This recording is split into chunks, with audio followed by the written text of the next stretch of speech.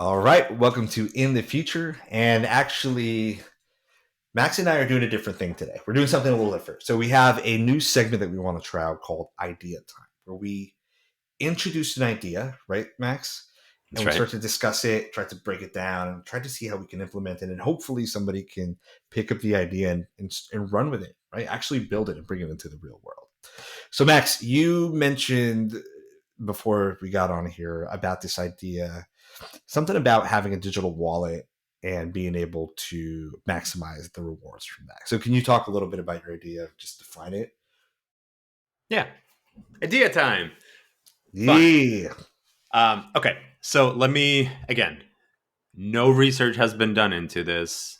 It good call. might Yes. it might exist. Just a little disclaimer. But random ideas. Let's talk about them. Let's see Mhm. if there's any merit to them. Let's try to poke some holes in each other's arguments. And then, like you said, man, especially like on places like LinkedIn where this is airing, there's talented people out there. There's developers, there's designers, there's writers, there's people who can actually bring these ideas to life. So hopefully Mhm. we can share some, tiny nuggets of gold that hopefully give people the ingredients to kind of put it all together, make this thing come Yeah. to life. Okay, here we go. So, very high level, this idea combines the wisdom of the points guy, who I think a lot of people are familiar with that name. If not, go on the points guy and look it up. So, combine the points guy plus your digital wallet that's on your phone, right? And that's sort of now I'm going to flesh out the idea. So, if you think about it, how many credit cards on average do you think people have? Like four, maybe three. I've done no research on this. I'm thinking it's way more than that. I think it's like five, six, seven, Interesting. eight around there. I'm not counting like the Wow. Macy's card or anything like that. I'm just counting your everyday cards that people use for purchases. But it's a Okay. lot, Okay. right? That is a lot. Yeah. Um, and so when you have all of those cards, some you pay an annual fee for because it gives you perks. Some are just regular. But let's say you have five cards Mhm. and you're at a bodega or even like a Starbucks or something, out of those five cards that you have in your wallet, whether it's physical or your digital, which one do you actually use? Right? Like you Yeah. know that your which one do you use in a smart way is the better way of phrasing it. That's really it. Yeah. Yeah. So like you know that for example your I don't know, I'm just picking random cards here. Like your Discover card will give you 5% cash back in September on gas stations and restaurants, right? And Mhm. then another card, maybe in the same month, gives you, an advantage over certain other purchases. But nobody can keep track of all that, right? Like no one knows which card is Mhm. good for which, so people generally default to using, like one or two cards.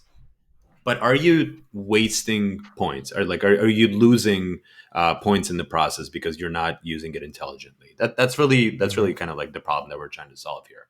So that's the scenario, right? You're at the checkout Yeah. counter, and you're about to pay. A lot of people are transitioning to only paying with their phone. You just tap it, your cards are already in there. Why not maximize that, right? Instead of just Yeah. having, going to your phone saying I'm picking my Amex or I'm picking my Discover and I'm tapping it, why isn't there an integration in the middle that tells you you're about to pay at a Dunkin' Donuts? You pick the Mhm. merchants from the list, like the top ones. You're at a Dunkin' Donuts or you're at a Starbucks. Here's the card that this digital wallet recommends you use in this month, in this day, because it knows that you've maximized all of your points on your other Mhm. cards. So this is the best one for you to use today to get the most value out of this purchase. And that's really Mhm. it. Which card gives you the value? Which one gives you the most return? Yeah. Shoot, rip Yeah, into it. optimizing. Yeah, maximizing rewards, optimizing rewards. I am surprised this doesn't exist. If it does, I mean, heck, I would get this right. So, my first question to you then would be, what is what is this experience of the digital wallet from a user perspective look like? Is it an app? Right? Am I being notified? How does it know what I'm purchasing? I think that's like, think about it this way. I'm going to that. Let's use the deli example. I go to the deli. I order the sandwich, or maybe then I pick up a drink as well, and I don't know, box of cereal. Mhm. How does the digital wallet know, which card I should use at that point? It can't see the products. Do I type them in? Mhm. Do I give it to the cash? Obviously, I'm not going to give my phone to the cashier for him to point out what it is. Does it? How does it pick up? Maybe it is. Do I do type in the product IDs? One last thing before I say it, I can see this working really well and seamlessly already, and from that perspective, at like a Whole Foods that's very digital savvy, that can probably pick up on all this and have all of that data streaming back and forth. But yeah, like a gas station, a deli, like a random retail store. How are we gonna get? How is it gonna know where I am and what I'm purchasing? Let me throw a question back at you. In order Mm-hmm. to capture this value, do you need, or even to get points from your the credit card that you use today, whether it's physical or digital, Mm-hmm. does it matter what the product is that you're purchasing, or does it give you the points based on the merchant and the category that that merchant is in? Yeah, great question. Great question. I do think it's generally categorical, and like restaurants is a category. Gas station is a Um, category. Gas stations is a category. By the way, for all digital transactions that are all fully online, like an Amazon purchase, online retailer, I think this is covered. Oh well, yeah, I can see it being covered. Maybe it's like a Chrome extension or something like that. Now, but even then, okay, even then, how does it know that I'm at the restaurant? Is it And so, and GPS? Is it Google? yeah, I don't think I don't think you really need that level of detail. And I was sort of alluding to this in my intro, where you Mhm. actually pick the category, saying like, oh, here are the top merchants. I'm going to pick Dunkin' Donuts. I'm going to pick Yes, mobile gas yes. station, or even just category, right? And then from Yeah. there, it just knows like, okay, Spencer has been, he's maximized his points at all of the supermarkets and gas stations in the month of January. Hmm. So let's give him this other card, right? The one and it's sort of just, it knows your collection. So you have five Hmm. cards. It knows your spending throughout the month. Maybe it's connected to something like whatever replaced Mint. Remember Mint? Like that Hmm. was Yeah, a yeah, whole yeah. thing. Or like TurboTax, like all of those products that are under that umbrella. That's somebody who Hmm. would potentially acquire something like this, right? Because Yeah. they want to see your spending, they want that data, but you as a consumer, you want to maximize your value. And so I think this Right. experience will let you do it. And also great point that you made about how do you, so much happens, so much of our purchasing happens online these days. What is Hmm. that desktop experience, right? What when you Right. go to Amazon or Could be that whatever, Chrome. Yeah. is it a Chrome extension, right? Is it you scan a QR code, on your phone whenever it's there and it kind of tells you? I think the Chrome thing is better. Is it something that just like the merchants have to adopt and integrate in a very simple way? All Yeah. options, but I Yeah. think that solving it, just like solving the point of sale problem when you're in the store, Yeah. that's key. Yeah. So as this is you imagine this is an application, right, on your phone. I just called it an app, but yes, an application is Yeah, is yeah, an another app. word. Yeah, yeah. Sorry. An app versus okay, like you've got your desktop experience, which is the Chrome. Okay, so as part of that app, then another thing that I guess I could imagine, which would probably tie if this is going to be a business or it can be, would have some business model. There'd probably be a level of recommendation as well, personalized recommendations. So maybe you're not at the merchant yet, maybe, but it's a certain day, it's a certain month. I think some banks do this already when you have like dedicated banks, but it doesn't do this across. You don't have a kind of this overall view of all your cards where you might have recommendations that say, "Hey, go get one of your cards. Hey, alert! One of your cards has 3 times cash back if you go to restaurants between now and the end of the week." And then you Mhm. might think, "Oh, wow, okay, cool. Like I'll actually go ahead and use that card and go get those points." What that can also do is to as part of that business model is those part of those recommendations could be locations that want to advertise, but again, not trying to muddy it all with advertisements yet. Or those banks can pay to really have that card be spotlit so that you can go ahead and use it in that window of time.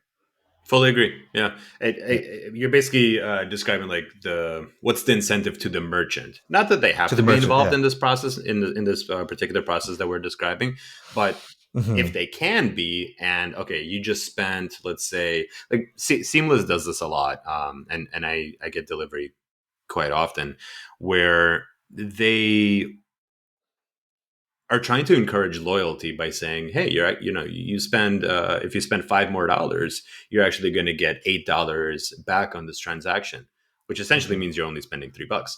So, like, of Right. course, I'm going to get that extra bowl of Brussels sprouts or whatever it may be, because it's what the merchant knows, that whatever that margin is, they have some room to kind of take away from it, and like, yeah, they'll happily give up $3 or $5 if they know that they're making more. Yeah. Um, and overall, your overall ticket price is still going to be higher. And maybe you're going to fall in love Hmm. with Brussels sprouts, and then you'll come back for them without any kind of incentive in the future. So I agree with you. Like, True. even when you're at a Starbucks, like, hey, you could use this card because you're buying, I don't know, this espresso today. But if you add the coffee beans as well, or if you spend another $4, you actually get you jump to a whole new level of reward, right? But again, there's to your point, there's so much more. If you're able to see the data for all the cards for the entire month, for the entire year, it can Hundred really percent. maximize the value over the next 365 days. There's so much potential there. And now, like, you got the branding opportunities. Whenever you go into the app, you can capture um, marketing communications from these retailers while you're there. They can encourage you to come back to that specific location. There's so many things that you can actually tap into that are not being done today because it's digital. Very cool. Yeah, totally. Yeah, that holistic view, I think, is the key value driver. I think from this particular idea that you came with, right? Because some of these aspects exist in silos, but just when you have the holistic view, especially you said the average person has how many cards? 7 cards. Let's That look it that up. that makes that optimizes. Yeah, yeah. Let's see. That optimizes that experience down. It streamlines it. Let's see how many credit cards the Americans have. According to the latest, okay, this was 3 days ago. How many credit cards does the average person have? According to the latest figures from Experian, the average American has 3.84 credit cards with an average credit limit of 30,000. Um, and their credit journey usually begins early, with the average Gen Z consumer having 2.1 credit cards. It would be nice if they Okay, added the day, but I guess I'd have to click into the article for that. got it. And then you got a CNBC underneath that saying Americans carry an average of 4 credit cards. You could deep dive into that if anyone's interested. But All right. it's still, and also, I mean, there's also, it seems maybe it's just anecdotal, but it seems like there's more appetite these days for people willing to pay an annual fee. Sometimes a really expensive annual fee, not just $99, but like 200, 300, 200 400 for. Oh, I know bucks. plenty of people that do that. Yeah. Yeah. And are the rewards that you're getting there being wasted? Like, okay, you're paying 200, $300 for Amex, and you're getting Uber credits, Hmm. Grubhub credits. I don't know what else they give, but are you Hmm. using all of those? Or can this digital wallet application give you suggestions saying, "Hey, you're paying this annual fee, but you actually haven't used the Uber credit, and it's about to expire for this month. Why don't you go take a free Uber?" Right. So it's not Hmm. only maximizing the value; it's making sure that you're not wasting the money.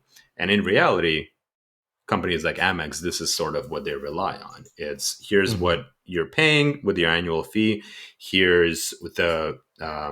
the rewards that you're going to get in exchange for that annual fee, and Amex makes a portion of their money on people just not using or taking advantage of those extra benefits. And so this sort of helps to close that gap in waste, which I think is good for the Good. consumer. That's what we all want. Yeah. Speaking of what's good for consumer, I think that the app also can provide an educational component as well, right? Just like I think there's a lot of people that have cards or get cards because their friends have cards or their family members have cards, and they don't really understand how these points and reward systems work. And maybe that's by design. Maybe that's purposely built that way. Like banks love that. Like, yeah, just have that FOMO. Go get that card, and we'll charge you the annual fee, and you'll think you'll have these things, but you'll never really use them. So there could be this educational component that teaches you, hey, These are the cards you have. These are the top benefits that people you leverage across using these cards. This is how you can optimize your card usage. You've got card A for cash back. You use card B for travel, and maybe card C has access to lounges and other type of luxuries that you didn't realize, or maybe it's insurance.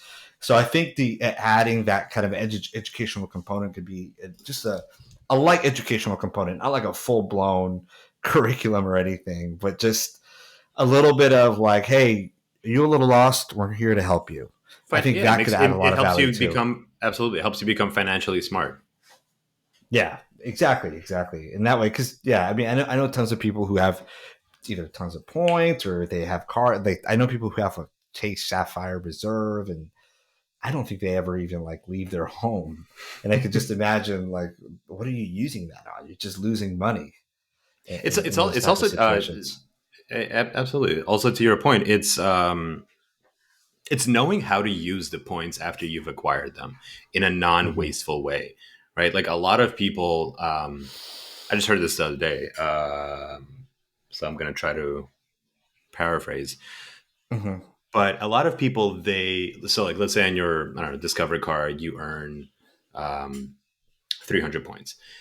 Are you going to use those points in exchange for the bill credit on your monthly Mm-hmm. Discover bill, or are you going to use them at a merchant, or are you going to use them somewhere else? Which path do you actually choose? I'm Right. asking you. Oh, I'll probably use them at the merchant.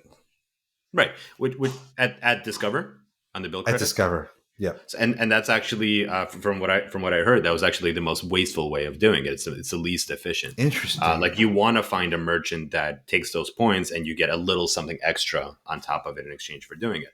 Same with your uh,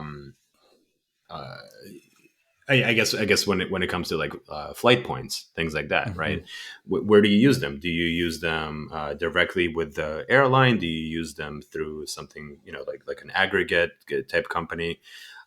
There's so many things. That's why the Mm-hmm. Points Guy is such a popular platform, right? That's why it Yeah, took off. to help Because navigate that. it's because people are so lost in this world of Mhm. credit cards and they get you so early. I remember my first credit card, as soon as I turned 18, it was like on my birthday, the Mhm. mail started coming in saying, hey, sign up for this Capital One card, sign up for this, sign up for that. And, like as a kid, essentially, when you have like no money, and this thing is saying you have, $1,000, $2,000 credit, like that's Yeah, money you're that like, you don't "Ooh, have I'll take today. You're that." like, of course I'm signing up for this, and they get you, Yeah.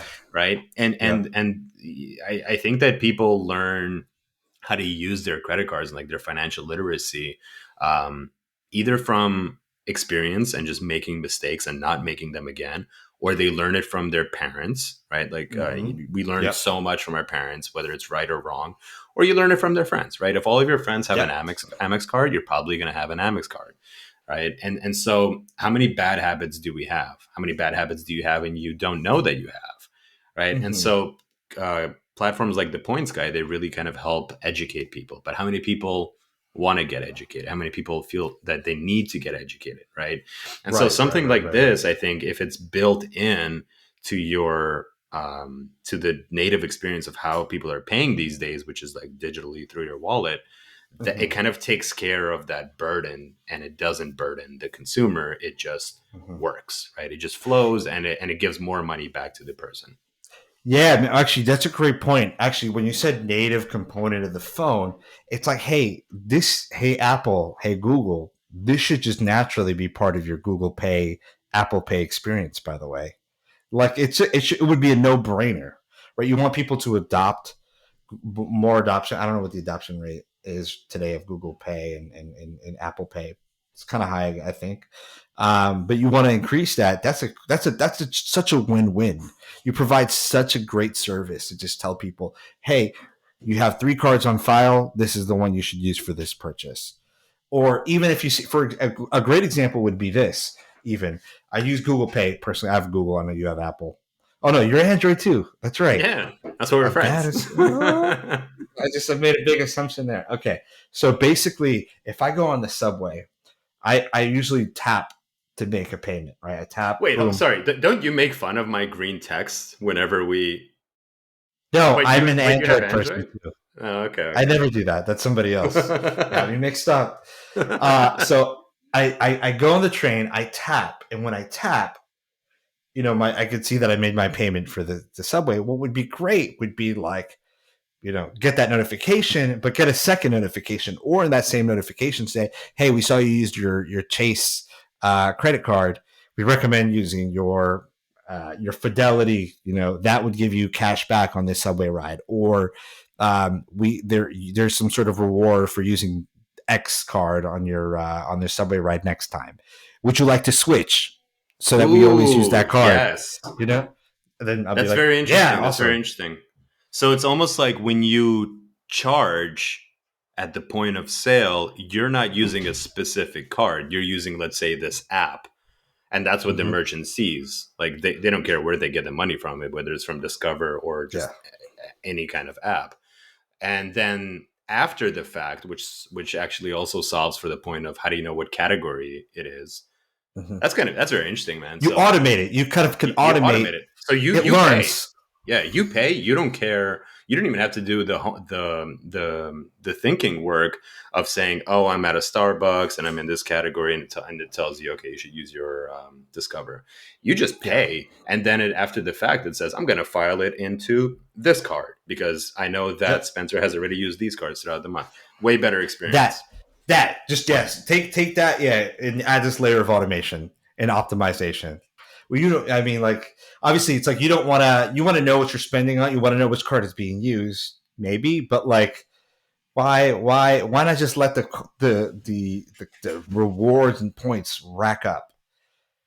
Just let it rack up. Maybe it's like, hey, you want it automated or not? We'll take care of it for you, right? And it's not, and that in itself isn't rocket science to build either. I'm not saying it's like simple. It's smart. It's very smart, but it's just like you said, it comes down to the category of the merchant. That's something that machine learning can easily pick up and understand, especially after getting a bunch of data on transactions. Hmm. It's already going to know. Oh, you're at a Marriott. I see Marriott. Split second before I put the payment through, I choose, boom, just like a little layer in a millisecond. You wouldn't even notice it. This is Marriott. Use a travel card. Oh, we're at a restaurant. Use the restaurant cash back. Oh, this is miscellaneous. Put the cash back. On the back end, you're saying it figures this out. It Yeah, doesn't yeah, ask you yeah, to yeah, do it yeah, yourself. yeah. Yeah, It doesn't yeah. ask you to do it. It's like the technology would be like if it was like a flow diagram would be like Yes. I'm at the gas station. I tap. Logic checks the name of the merchant and the category of the merchant. Then it chooses the card rather than choosing the default card. I dig it. This is why we poke holes in Yeah, it. Like as you yeah, talk, as we talk through it, the the logic starts to flow, and I think this yeah. really makes sense. It's a much better user experience. You add value to the consumer. It seems like everyone really wins, and then it also encourages these credit cards to really offer better rewards, better benefits.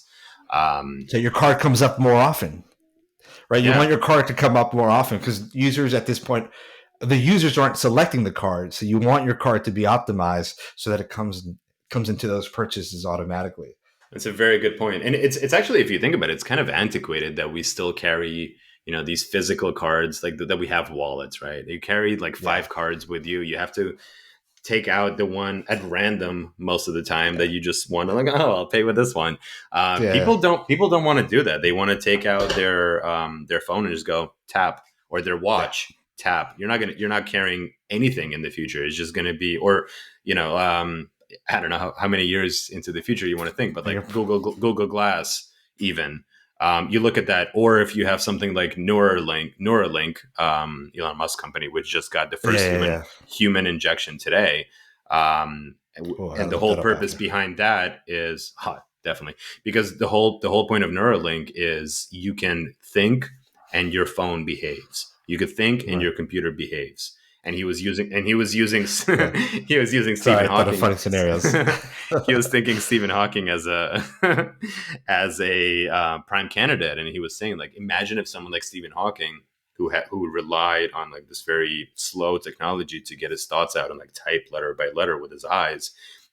Imagine all the wisdom that would be pouring out of him if he could just Hmm. think it and the words would appear on the page. Totally. Um, and so right now they're I think in this trial, which should last I believe like 6 years, they're recruiting paraplegics, like people with non-functioning limbs, Hmm. because that's, if you could think things, like anyway, that's how it works. So let's say the future is, we're getting kind of bizarre here, but like we're all wearing these little Yeah. injections, and now no one's carrying a credit card around, right? If you Hmm. take this thing 10 years into 10, 15 You years might into the want to future, because your batteries might run out, dude. Your battery might run out. your That's the human battery, problem. you have no Oh no, battery. sorry, Neuralink. Yeah, Neuralink. Yeah. Yeah. Neuralink, you're fine. It's not Everything running else, on the a phone and Duracell. watch. You sure your brain's not running on a battery? No, for sure, for sure. That makes sense. And that's it. This Yeah, could be a nice yeah, short and sweet one, but that's the idea. I like the segment. I think we're going to be doing a yeah. little bit more of idea time. What do you think? Totally, totally, 100%. I love it. I'm happy to explore more ideas. The only other thing before we go though, this does ultimately mean that the wallet, the physical wallet, will be extinct. I guess, right? In the sense, at some point. As it should, man. Think about Yeah. of we should definitely re-record this episode since it was lost. Think The about all cashless of, future. yeah, exactly, the cashless future. Yeah. Think about of all of the. Sorry, hold on one sec. I gotta kill this timer. Yeah. Hey Google, turn off. Okay.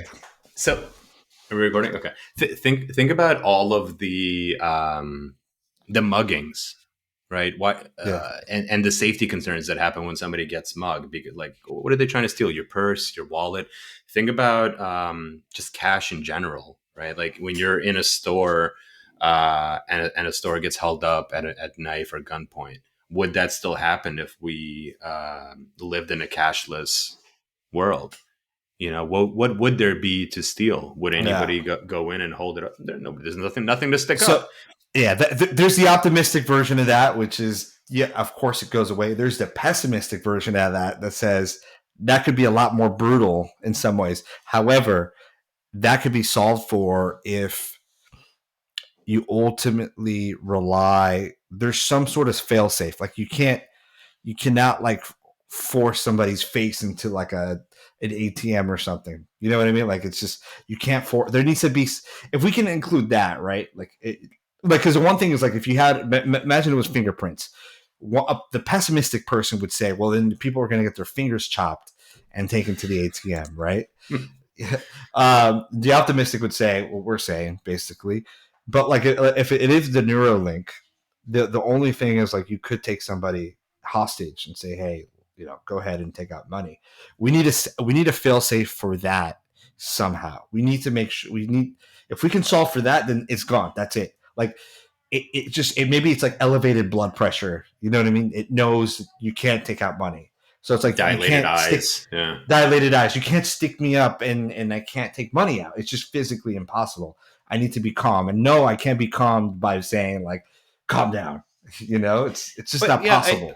I agree with you, but those it's not like those are one-offs, but I would case more Less. for just like the everyday mugging, right? Because Yes. Yeah, these, for these sure. regular street criminals, they're concerned about time, right? The more Mhm. time you spend in and we're like breaking down crimes here, but like the more time you spend committing the crime, Yeah. the higher the chances that you're going to get caught. The higher the chances that someone else will get involved, a bystander, and break it up. The higher the chance that a police officer drives by and arrests you, right? So how can, if criminals know that it's no longer as efficient to just mug somebody on the street or to Mhm. break into a store and say give me all your money from the register, there is no more register. Would those crimes go down? Would all of those people no longer be harmed? Totally. Yeah. Yeah, the numbers as a whole, for sure, without a doubt. And the average, the average criminal is not gonna. They're not gonna bother with that. That's like a big risk in alone, right? Even from a criminal's perspective, like, oh wow, I have to take a whole person away from what they're doing. I have At to that chop a point, I'm gonna finger get off. cut. Like that's Or that's chop such a an finger off. Right? It's extreme terrible. step. Yeah. So some places in the world, man, that might happen. But yeah, For no, sure. for sure. Yeah. But cool. All right, man. Yeah, I like this idea. I think optimizing, like taking the digital taking kind of a holistic view of all your credit cards, optimizing the experience that you don't even need to think about making payments, but also get all the rewards that you're looking for, which incentivizes the banks and the credit card companies to start to push out those rewards, and everybody wins. Cool. Let's cut it there, man. Bye. All right. Bye.